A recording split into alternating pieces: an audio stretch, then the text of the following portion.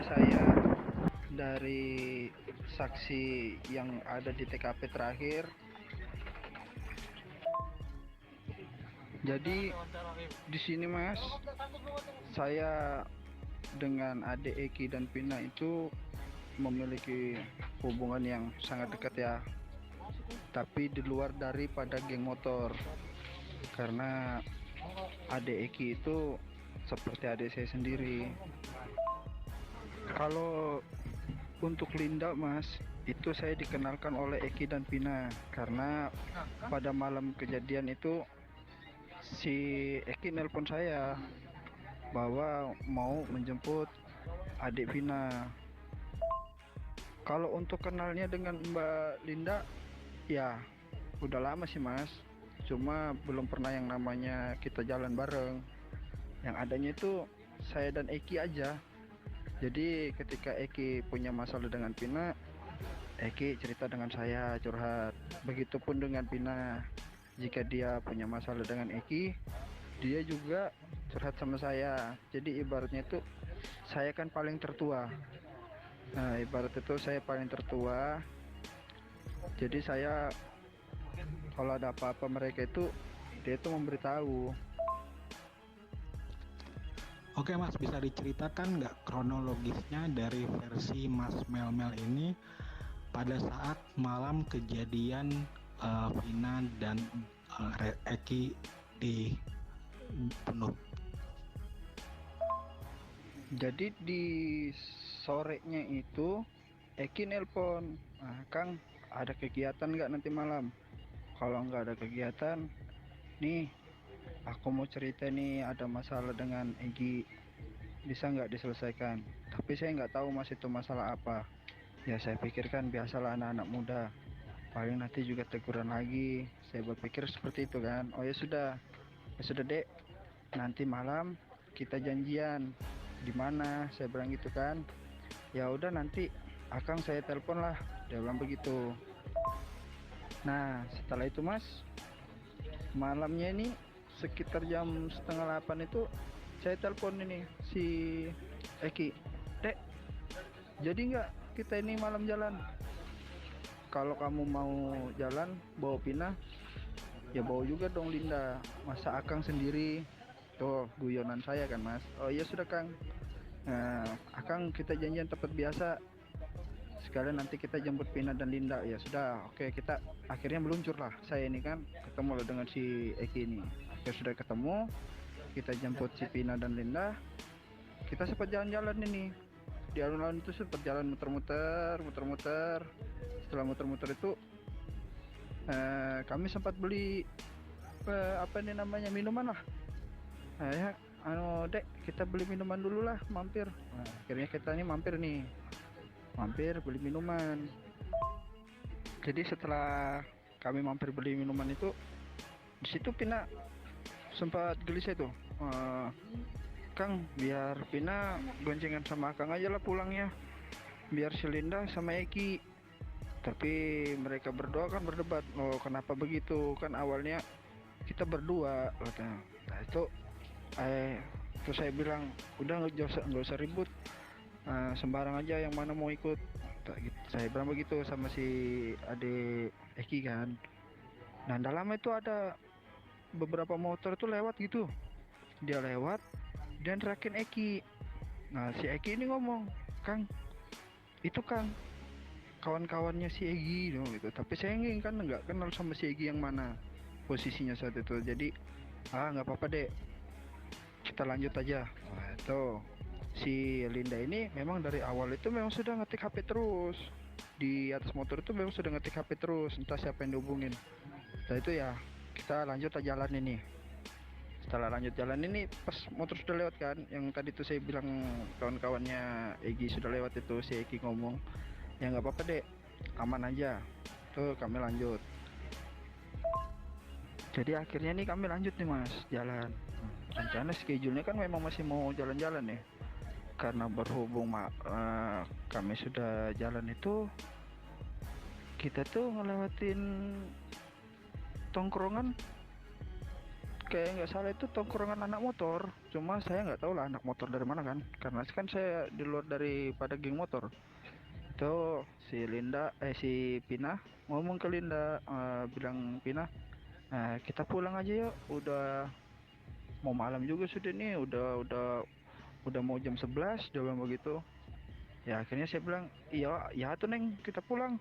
Saya bilang begitu kan. Tahu kita pulang. Di jalan perjalanan pulang ini saya sudah ngomong sama si Eki, Dek, nanti singgah dulu beli bensin ya. Soalnya bensinnya Akang mau habis nih. Jadi akhirnya kami singgah nih. Yang singgah itu saya sama Linda. Si Eki sama Pina ini lanjut terus. Loh, saya bilang kenapa itu kok Eki jalan terus? Tak suruh si Linda hubungin si Eki. Saya bilang coba hubungin Eki itu, telepon. Jangan dulu pulang sebelum kita datang. Saya pikirkan sudah mereka ini menuju rumahnya Pina toh. Jadi maksud saya itu nunggu di rumah Pina. Maksud saya kalau memang dia sudah duluan sampai. Jadi iya Kang, udah saya telepon nih katanya gitu. Udah saya chat katanya. Nggak diangkat nih saya telepon, mungkin masih dalam perjalanan. Oh ya sudah, kalau gitu kamu chat aja si Eki atau si Pina, bilangin nanti kalau sudah sampai di rumah jangan langsung pulang duluan, tunggu Akang gitu baru pulang sama-sama. Ya jadi akhirnya pulanglah saya ini Mas. Ya pas itu tuh saya langsung nganter Linda ini pulang ke rumah Mas. Nah, pulang ke rumah, setelah sampai di rumah saya tanya lagi loh, kok si Eki sama Pina kok belum sampai ya, coba ditelepon. Saya telepon nggak diangkat, berapa kali saya telepon nggak diangkat. Linda ini langsung masuk. Setelah dia masuk rumah saya putar balik tuh, putar balik, saya keluar sudah jalan raya itu, saya putar-putar nih cari kemana nih si Eki nih, kok nggak diangkat-angkat nih, perasaan gak enak. Akhirnya saya ketemu tuh sama temennya si Eki. Dia bilang begini, Kang, susul si Eki ke jembatan play up itu. Dia bilang susul Eki di jembatan apa gitu, bilang malam itu. Dia bilang si Egi sama kawan-kawannya itu mau berantem tuh, mau kasih pelajaran ke Eki itu. Nah, akhirnya saya nih panik kan, langsung lah saya ini langsung meluncur ke lokasi tuh. Sebelum sampai di jembatan itu saya itu melewati ini SMP 11. Nah di SMP 11 tuh saya taruh motor tuh, saya lihat tuh mereka tuh di dalam. Saya juga nggak berani untuk masuk ke dalam karena ini Pina sama Eki ini sudah dipukulin gitu. Itu ada warung yang masih buka ya Mas, ya nggak buka full, maksudnya itu sudah mau tutup lah. Di situ tuh ada laki-laki Mas, saya ajakin untuk masuk ke dalam, nggak berani. Nah dia nggak berani masuk ke dalam, akhirnya saya lah memberanikan diri ngendap-ngendap. Akhirnya mereka itu ya Mas, jadi pas setelah saya sudah ngendap-ngendap, saya ngelihat itu penyiksaan di 11 orang itu Mas. Semuanya tuh ya itu Pina itu Mas. Saya mau maju tapi saya nggak berani, apa nanti saya jadi yang ketiganya, saya bilang begitu kan. Ya, kalau si Eki di lokasi itu juga sudah nggak bisa ditolong. Jadi setelah Pina selesai digituin, mereka bawa ke jembatan itu. Nah di situ mereka taruh Eki dan Vinaya. Setelah mereka pergi tuh saya ngampirin. Saya sempat tuh megang si pertama tuh, saya megang Eki ya. Di situ memang sepi betul lah Mas. Akhirnya saya tuh megang Eki, saya periksa Eki, nggak ada, memang sudah pergerakan. Jadi saya pindah ke Pina. Pina ini kan sudah sebagian bawahnya kan Jadi saya yang terakhir nutupin si Vina pakai baju XTC itu, saya yang nutupin terakhir itu Vina masih ngerespon saya tuh. Vina masih bernapas, masih ibaratnya membuka mata lah. Saya sempat bilang, maaf Neng, akan terlambat datangnya. Dia cuma mengeluarkan air mata gitu ya mas. Dia cuma mengeluarkan air mata, ingin ngasih tahu tuh ada yang mau disampaikan ke saya, tapi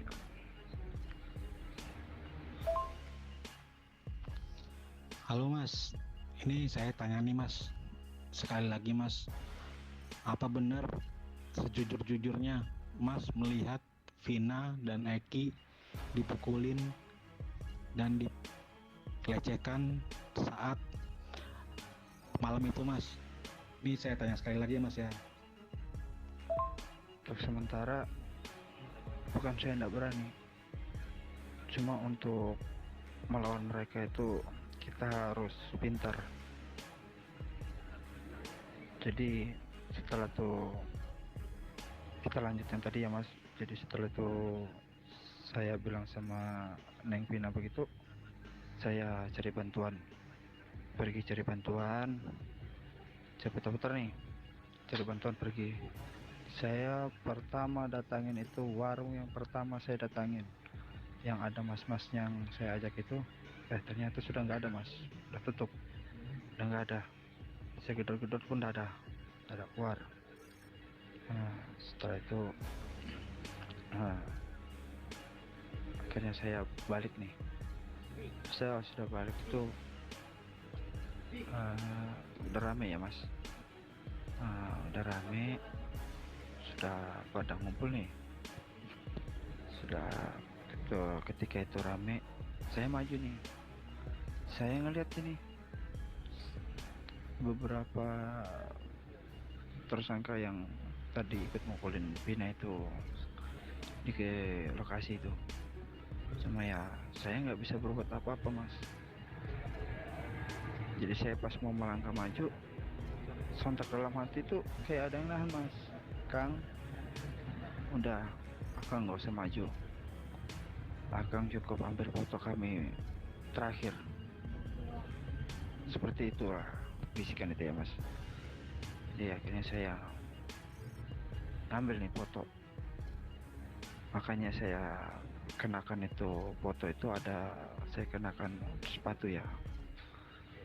Nah itu sepatu samping saya itu si Eki mas. Akhirnya saya foto, tapi saya nggak bisa ngambil foto langsung satu badannya, jadi saya ngambil foto dari bawah ya mas. Lihat itu sepatunya Eki. Setelah itu rame sudah nih mas, rame. Pin itu masih, kalau saya bilang masih ada napas lah, masih waktu dibawa ke rumah sakit pun itu masih. Jadi saya nih di perjalanan ini bingung nih mas, kemana saya mau mengadu nih.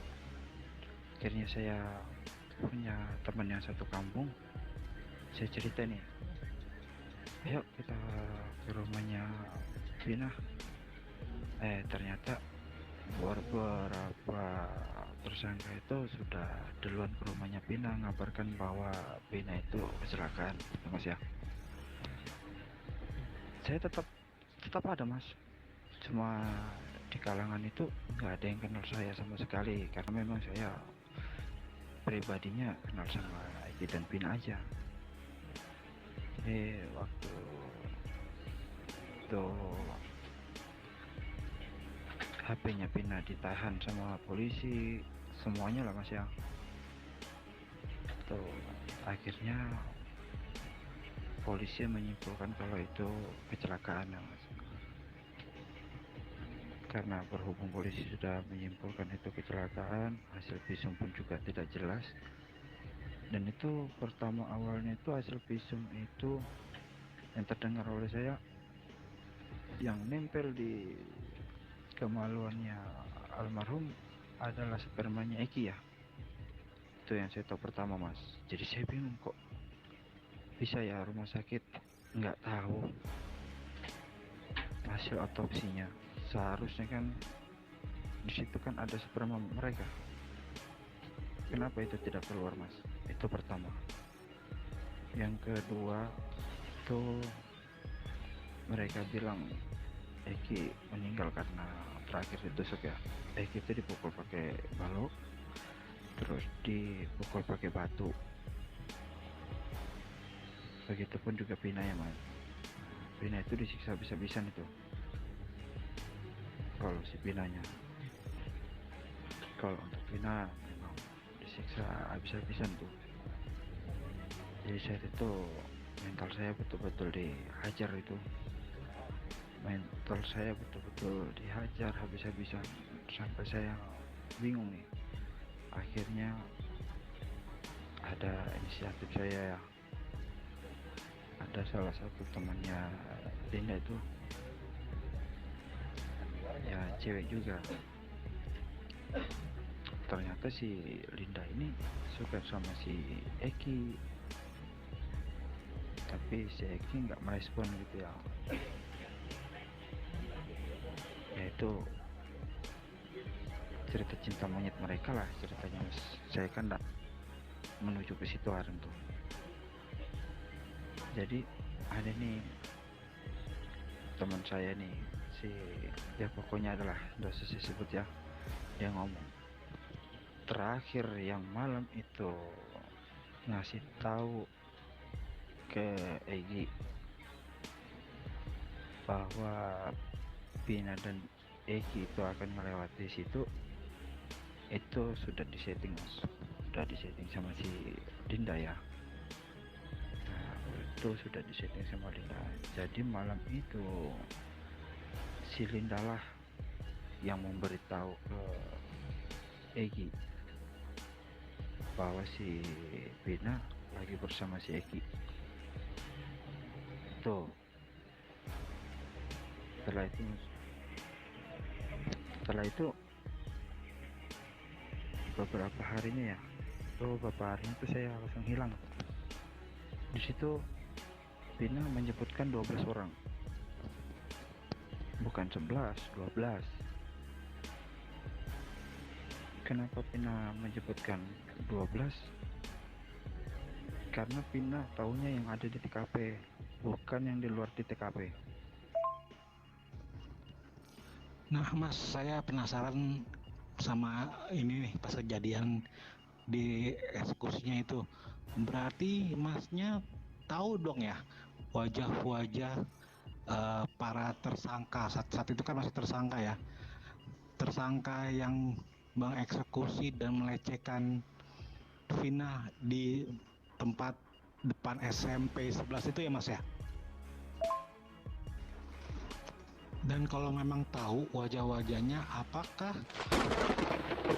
para tersangka yang diciduk polisi saat itu merupakan orang-orang yang Mas lihat di TKP di malam itu? Kalau untuk yang 8 tersangka itu sudah saya pastikan iya mas.